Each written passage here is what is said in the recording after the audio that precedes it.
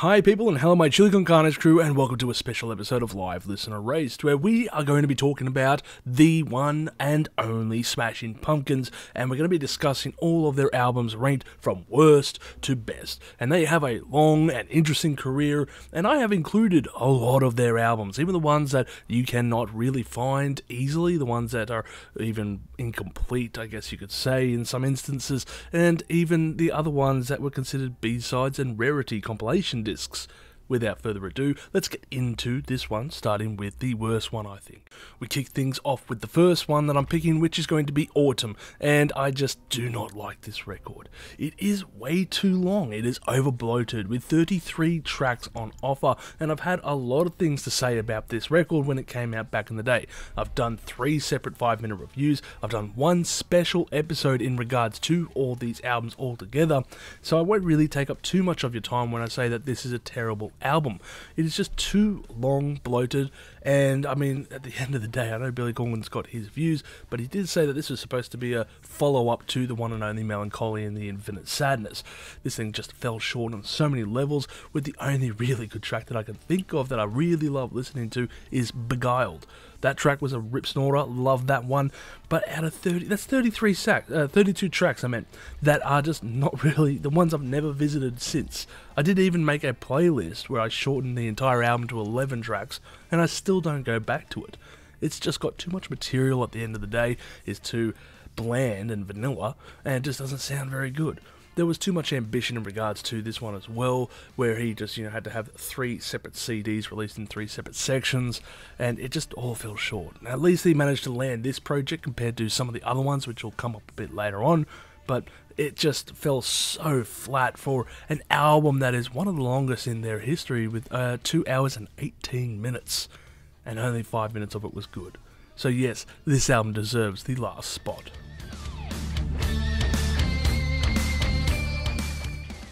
The next one on my list is going to be Sear, and this just kind of follows in the same shape and mold, I guess, of the previous one I just mentioned. It's a very forgettable album, one that I've not gone back to ever since its release. 20 songs to offer, 1 hour and 12 minutes. Again, this is just a record that is just too bloated, there's too much in there, and I just do not like this one. I don't find really any of the tracks interesting, I guess. And you might be asking yourself, then why did you put Autumn last? Well, the simple matter is, there are way too many tracks on Autumn compared to Sear, so I think it deserves its last spot. When you're comparing 20 tracks to 33, that really just tells you what there is all about. And yeah, look, Billy Corgan has his wild ambitions when it comes to music and all that, and he has some interesting ways to pull it off, but I don't know where his intentions were going in regards to this one.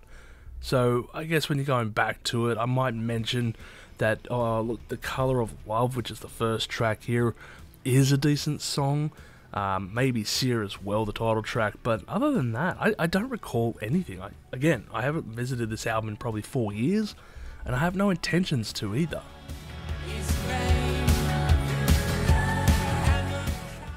We're going to follow that up with Shiny and Oh So Bright Volume 1 LP, No Past, No Future, No Sun. Perhaps no surprise to anyone in regards to this, and the only reason really, we're getting into like half interesting territory here, I should add as well.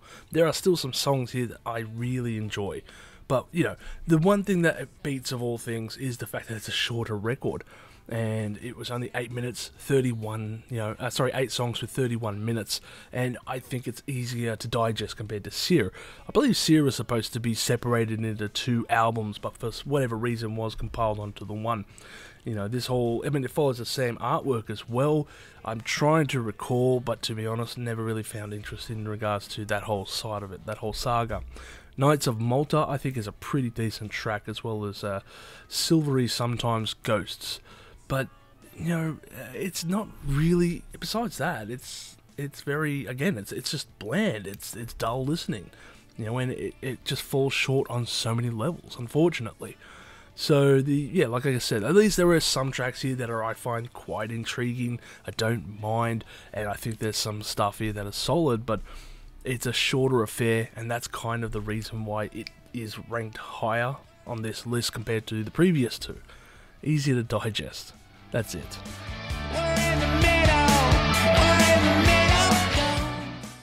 This this next one is going to cop me a lot of hate, so prepare your keyboards, but Adore is for me. And I just don't like this album. I know a lot of people who love Adore. I think it's probably one of their favourite records of all times even, but I just don't see it in this light. I just don't like this different twist to the Smashing Pumpkins at this era. You know, they're going for that electronic saga. I hated this angle, and if you know me and know my channel, I just don't like the electronic rock blend in general, that whole genre. It's a very difficult genre to pull off and work well, and it's very easy to just be blurred and crap. And unfortunately, to me, this album does come across as just that.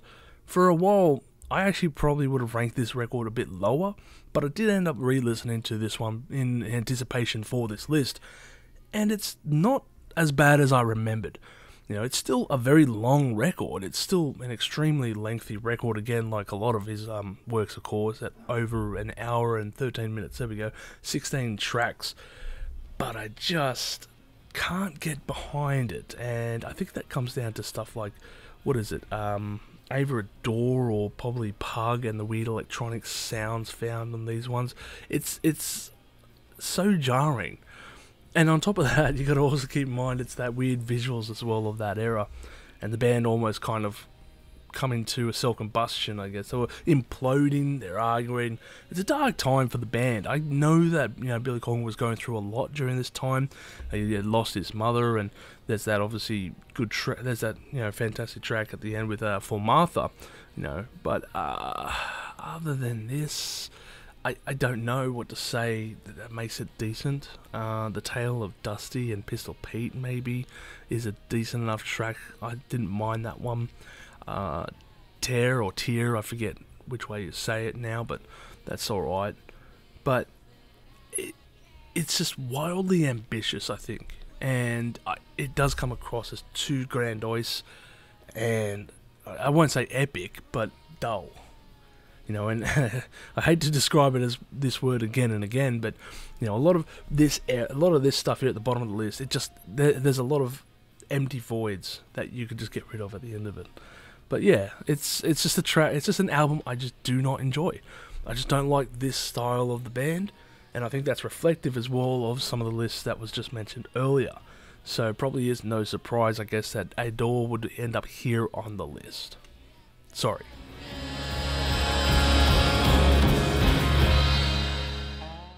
The next one on my list is going to be Teargarden by Kaleidoscope. This is a collection of music. It was a musical project, I guess, that Billy Corgan tried to incorporate around about, you know, 2009, I think.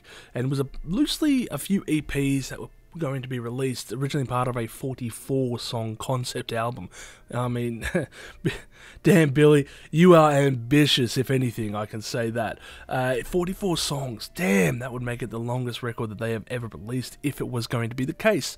Unfortunately, it wasn't meant to be. We only saw, I believe it was 2 EPs coming to light, and most of the other tracks would end up in they would end up on various other albums, such as Oceana and, of course, Monuments to an Elegy. So, not everything was lost. It was reworked and placed into a new albums that would come up. So, yeah, look, I've listened to this album a little bit. I find it really intriguing. I think it's pretty, you know, awesome to hear, such as Widow Wake My Mind. I thought that was a pretty cool track. Astral Planes wasn't too bad. And I think it was Freak, which might also be called Freak USA.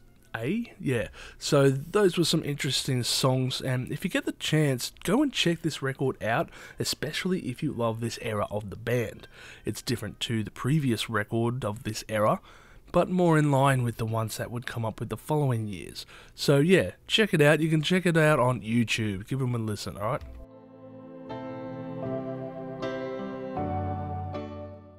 The following one is going to be Monuments to an Elegy, and I like this record. When it came out, it was a bit of a sleeper, and I think it still is to this day. You know, it's overlooked a lot by, of course, what their material would be coming up on this list, and when you're looking back at it, I think it deserves more praise than it probably is garnered to it. You know, it's a solid 9-track LP, or whatever you want to call it, 32 minutes long. Again, it's a shorter affair compared to it. And yes, these are songs, or many of these songs would have appeared on the previous record that we just talked about, so with Tears in the Kaleidoscope. So for me, I think this just gets kind of back to basics in a degree, or rather, it was back to basics compared to what would come up a bit later on. I want to mention Tiberius, which I thought was a really awesome track, Anti-Hero as well, and Being Beige isn't too bad either, but yeah, definitely Anti-Hero. I feel that song is really strong off the record, great way to close it out, and yeah, not much more to say about it, you know, maybe it's forgotten a lot because of its artwork as well, which, yeah, isn't exactly memorable. It looks like some kind of, I don't know, burnt out weathered wallpaper or something like that, just with some weird stain work. I'm not too sure. I'm guessing someone might write in the comment section what it actually is. But yeah, it's not exactly got this thrilling artwork to it. It is kind of commonplace material, but I like it. I like this era of the band, and I think it's a, you know, very underachieving time within the band. So yeah, I rate this record.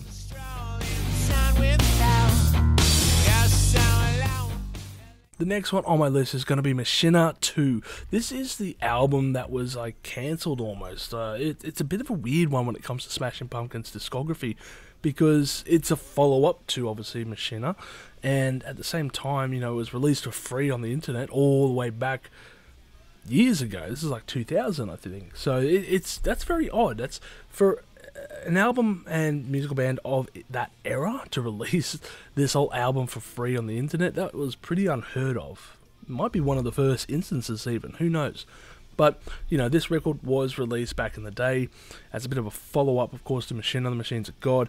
And it's not available on Spotify again, or Apple Music. You'd have to go over to YouTube to go and listen to this record. Of course, it is a very long one as well. Now, there was some news about this one as well being re-released on a special edition. So we would have Machina 2 on a deluxe version. And this was set back for a number of years due to some lawsuits, which have been settled a few years ago now. But we have not had news in regards to this record's release date now. So when it comes to it, I haven't listened to this album in full, so I can't say too much about it, but from what I have heard, I'm blown away. You know, Glass is an absolute banger of an intro. Cash, Car, Star, Dros, Real Love, all these tracks are just amazing, and it just feels like this absolutely hidden gem of a record by the Smashing Pumpkins at the end of the day that perhaps not many fans go and listen to.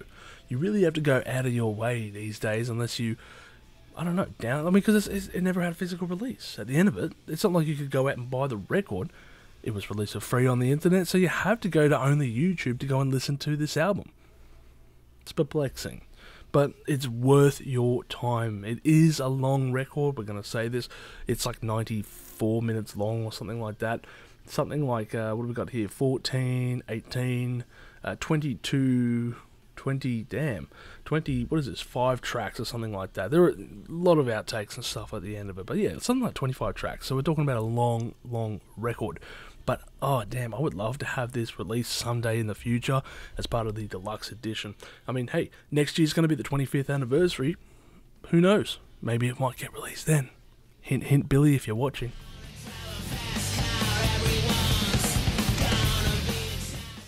Next up on the list is going to be Agori Mori Mai. Yes, this is the new album by the Smashing Pumpkins, the one that only came out a few, weeks ago, I believe it was now. It's not too long ago.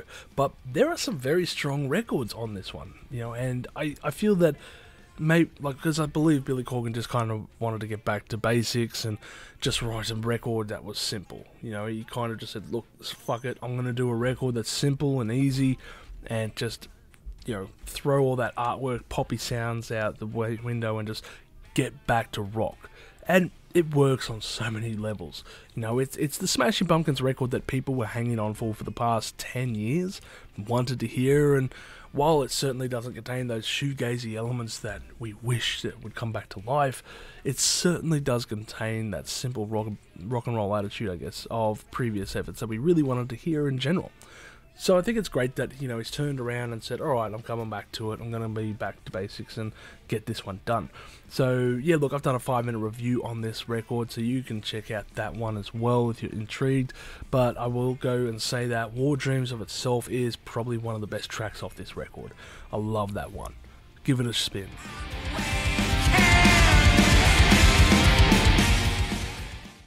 another controversial and spicy pick here, but back to where it all started with Gish.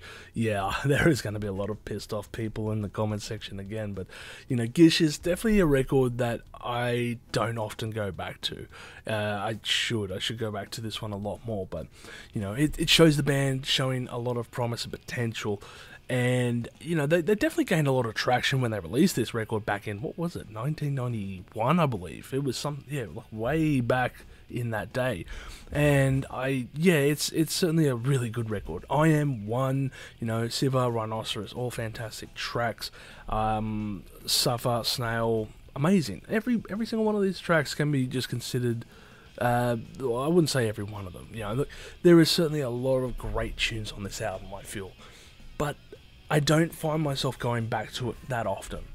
And, while I Am One is cool and Siva is great, there is a few tracks within that I just don't really rank. I think it was Suffer or Tristessa is another song as well, and maybe Window Pane as well. It's just all these songs here are just, they're fine, but it kind of just, I don't know. It's the band taking steps into what their career would be. They're trying their best at what they're doing. I think they did well at what they were also achieving, but at the same time, they would fine-tune it for their upcoming records, and where they fell short in this album, they would definitely refine it later on.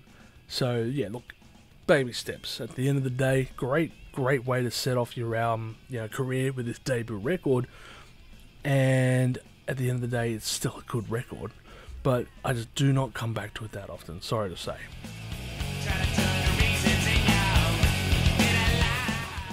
Speaking of early days, we're going to go with Pisces Iscariot for the next record. This is an album that I do come back and listen to quite often, and I believe it's a whole bunch of B-side compilation kind of thing. It's a B-sides and compilation, a whole bunch of acoustic material. And I think this really encapsulates the perfect era of the band. What was this, 1993, I'm going to say, somewhere around there. And 94, sorry, I should say. And, it's just such great versions of these songs. You got, Soothe with the acoustic version, Frail and Bedazzled, and a whole bunch of other ones that are just really good. But the big track, the one that just absolutely sold it for me, had to be, of course, the version of Landslide.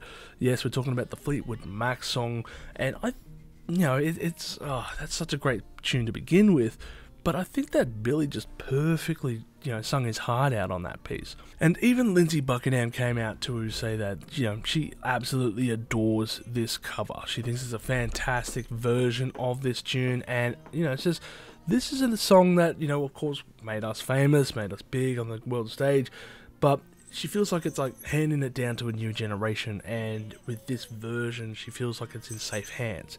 And who can blame her? It's such a haunting piece. This, just almost lone acoustics. I think it's obviously got James working in the back there, but there's definitely it's such a great version of this piece. I love it, and if you heard it. You know exactly why. And another note I want to add is that I do play this record often, so that is another thing, I guess, I've got that ingrained in my mind. So yeah, definitely come back to this record if you can. It's a great piece to come back and revisit.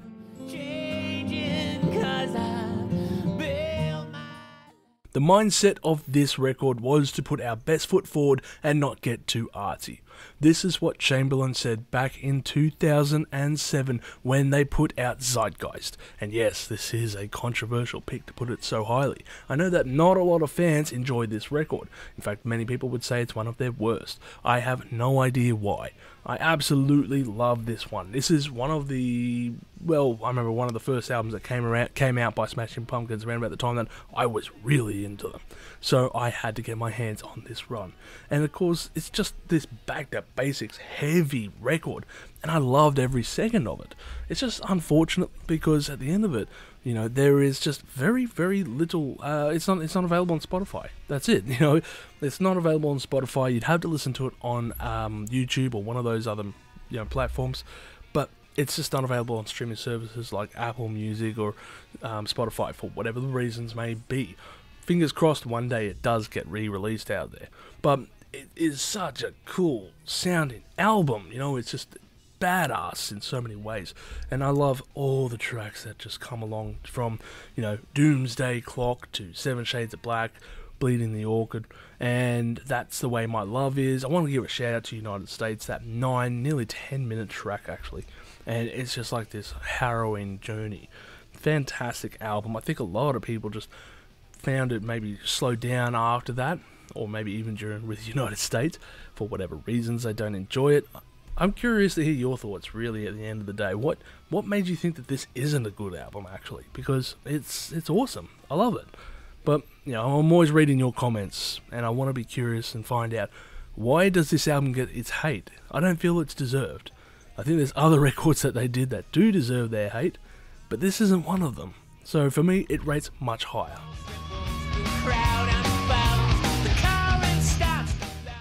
Oh boy, another one that's going to be spicy here, but I'm going to go with Machina, the Machines of God. And this is the first album that I really discovered by the Smashing Pumpkins back at my local library, because they had all the fantastic music on offer there that you could just rent for free. And that was almost like your streaming services of today, because, you know, at the end of it, if you're going to buy records, it's an expensive hobby. You know, all the way back in 2000, you had to buy every single album that you wanted to listen to. Kids don't know about these things these days. What can I say?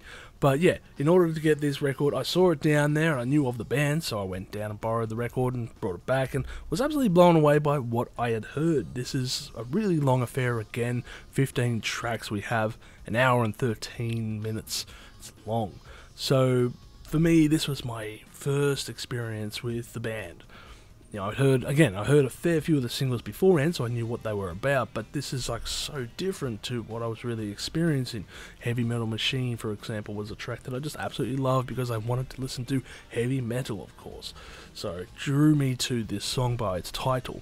But then you have like the opening track, the Everlasting Gaze, and this really dirty sounding guitar riff. It's of that era, it's bringing it back to it. And this is like what I'm saying when I was referring to Adore, how they absolutely had this weird transition, and then 2 years later would change it back up, and especially compared to a few years prior.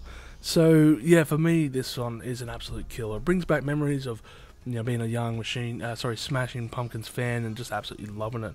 So let's see here, we obviously mentioned the Everlasting Gaze and Heavy Metal Machine. Raindrops and Sun Showers is another track that I absolutely adore. It doesn't get much playthrough by the counts here I can see, but I like it. I love that one. I don't know, just mellow kind of sounding tune, and I really do enjoy it.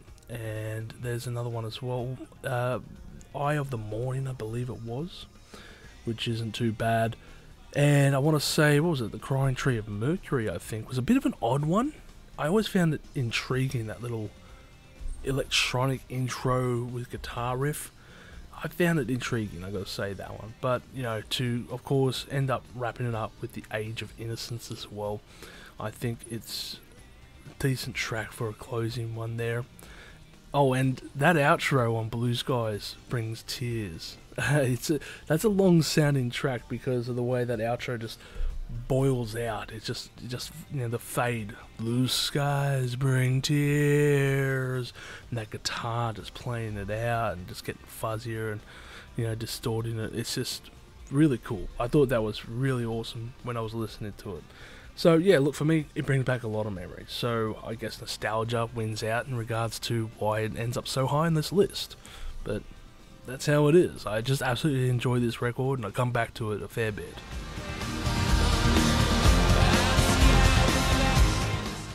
Top 3, here we go, and we're going to go starting things off with Oceania. For me, I absolutely love this record.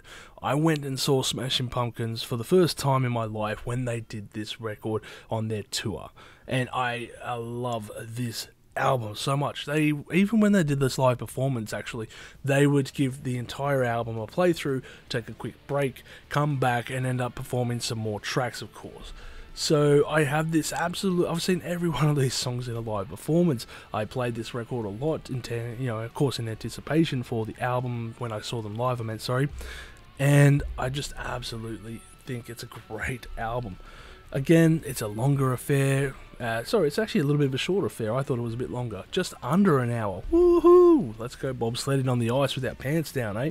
But that amazing first track, Kazaa, is just like this perfect blam. We're out of the gates. This amazing, riff just gouging at us. It's absolutely adorable. I love it. And I know a lot of people are not going to agree with my take on this one, but I just think as a whole, this record just flows so well. It's very well produced. It's so well done. And it just has a lot of great riffs and ideas on here compared to, I guess, some of their other works which came down lower on this list. But ultimately, I believe this record, of course, wins out higher than many others, in particular, because this is the one where I saw the Smashing Pumpkins live. So I'm going to have that memory always attached to this record. And I just absolutely think that's a great record to have attached to it. Could have been Sear, and that could have been a different story, maybe. Thankfully not. Definitely not Autumn either. Ugh. But yeah, look, I think that, the whole album gets a bum rap. I believe this is a really strong effort by the band, and an absolute sleeper of a record. While Monuments Monuments to an Elegy certainly doesn't get much love, I think Oceania doesn't, and Zeitgeist too, I should add. I don't believe Oceania gets anywhere near the respect that it is deserved, because I do believe that this is the last great record that we had from the band, up until, of course, Agori Mori Mai. So, yeah, I think that if you haven't listened to this album in a long time, go back and listen to it, because, it does have ambitious streaks. It does have a little bit of, varying degrees of music that you can find here. There's the heavier stuff. There's, of course, the quieter stuff on here. My Love is Winter, for example, is just a nice little piece. Of course, there's the title track, Oceania, which is 9 minutes long and just sprawling with its soundscape, I should say, and coming back to it, and it's wild. It's just wild. Great ride, but at the end of it, yeah, I can see that it might drag its feet in a few tracks, like on Pale Horse. I do think that is a slow piece, but I still stand by this album being amazing to listen to. Go and listen to it, of course, and I really implore you to revisit this album.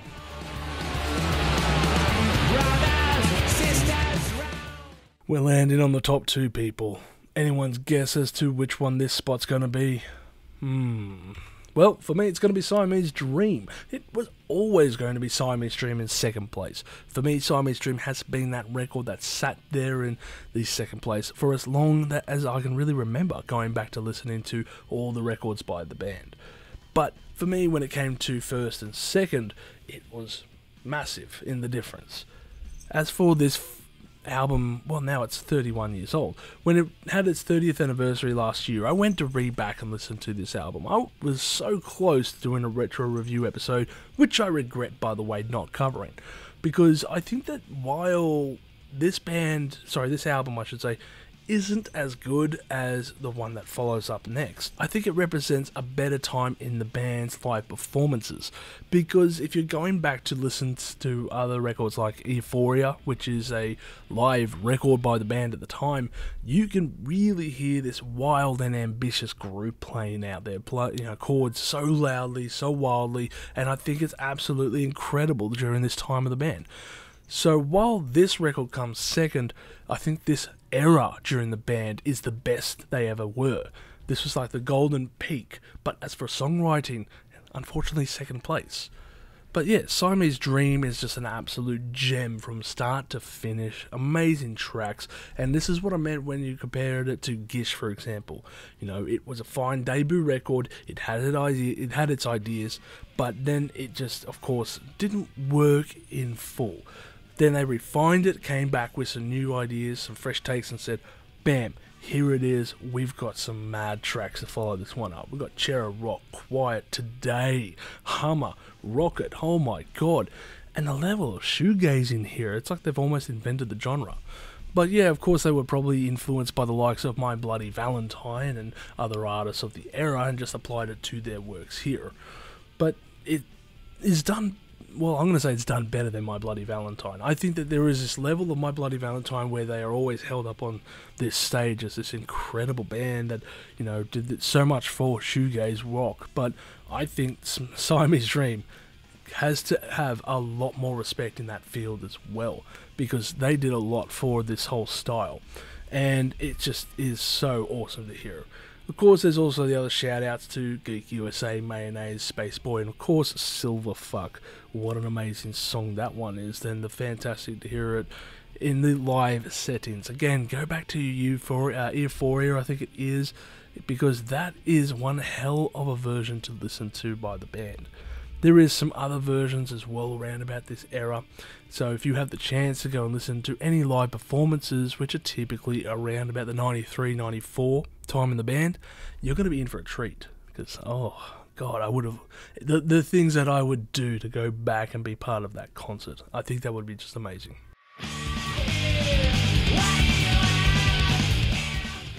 And now we land at the #1 spot, and of course, perhaps unsurprising to 99% of the people out there, Melancholy and the Infinite Sadness, and for good bloody reason too. This album is so damn good, you know, and it deserves its spot atop the my list here, because this is a record that I go back to quite often and play in full. When you have these many tracks to offer and don't sound like crap at the end of the day, that is just next level songwriting.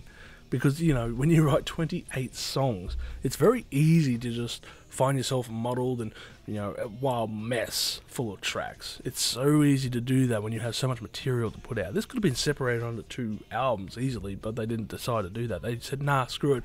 We're going to go with a double album. That's it. So, yeah, look, at the end of the day, you know, Disc 1 and Disc 2, Melancholy and the Infinite Sadness. Disc 1 gets high rotation for me a lot more, but at the end of it, there are still some awesome songs, of course, as well on Disc 2 that are really well written out. 1979, of course, is one of those ones that people will be shouting out, as well as Bodies and 33.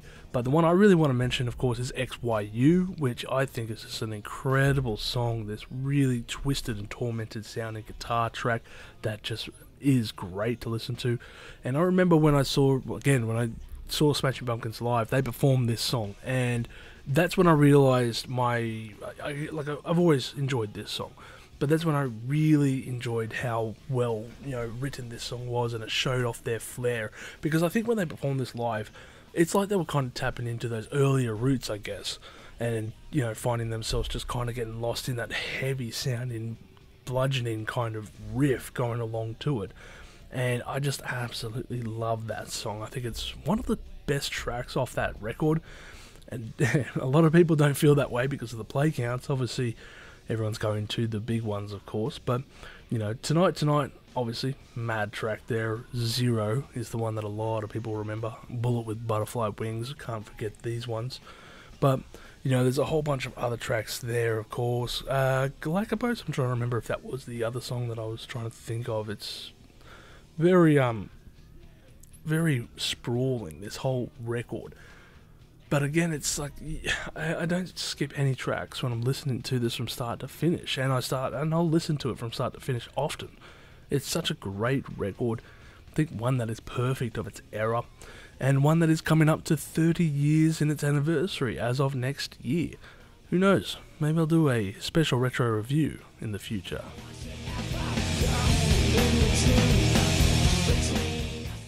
Well, that should cover me for all my ratings in regards to the Smashing Pumpkins and their extended discography. It has been a bit of a hard one to really tackle because obviously a lot of works don't exist or really are hard to access. So I just wanted to hear your thoughts in regards to all the albums that I've mentioned. Make sure to comment below with your list as to how you're ranking them, and if your number one definitely wasn't what I mentioned, then I'll be curious to see what it is, because I would love to know why it isn't number one. As always, people, make sure to smash that like button, do the social stuff, and stay spicy out there. If you've enjoyed this content, make sure to smash that like button, subscribe to us, and stay notified for future music-related content, because it keeps our manager happy at the end of the day. We are also on Discord, Instagram, Facebook, and all those other social platforms if you want to check us out. As always, people, you have a great day, and stay spicy.